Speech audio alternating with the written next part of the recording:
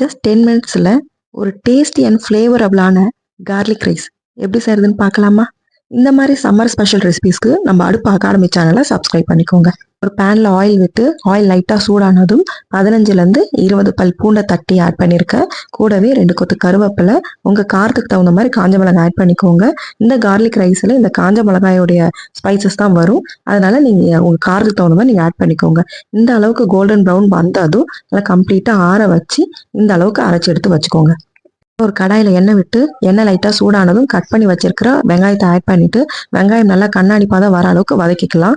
இப்போ வெட்டி வச்சிருக்கிற ஒரு தக்காளியும் ஆட் பண்ணி ஒரு கிளறிட்டு கார்லிக் ரைஸ்க்கு தேவையான உப்பு, மஞ்சப்பொடி ரெண்டுத்தையும் ஆட் பண்ணிட்டு எல்லாத்தையும் நல்லா கலந்து விட்டுட்டு வெங்காயம் தக்காளி நல்லா மசிகிறதுக்காக ஒரு 1/4 கிளாஸ் தண்ணி ஆட் பண்ணி மூடி போட்டு லோ ஃப்ளேமில் விட்டுருங்க. எல்லாம் வதங்கி எண்ணெய் பிரிஞ்சு வந்ததும் நம்ம அரைச்சி வச்சிருக்கிற கார்லிக் மசாலா, கொஞ்சமாக கொத்தமல்லி தழையை தூவிட்டு எல்லாத்தையும் நல்லா ஒரு சேர கலந்து விட்டுட்டு வடிச்சு ஆற வச்சிருக்க சாதத்தை போட்டு கிளறினீங்க அப்படின்னா டேஸ்டியான கார்லிக் ரைஸ் ரெடி. ட்ரை பண்ணி பாருங்க, டேஸ்ட் செம்மையா இருக்கும். நம்மளுடைய ரெசிபிஸ் உங்களுக்கு பிடிச்சிருந்ததுன்னா லைக் பண்ணுங்க, ஷேர் பண்ணுங்க, சப்ஸ்கிரைப் பண்ணுங்க. மறக்காம வீடியோ சேவ் பண்ணி வச்சுட்டு ட்ரை பண்ணுங்க. டேஸ்ட் எப்படி இருந்ததுன்னு எனக்கு கமெண்ட் பண்ணுங்க. பாய்.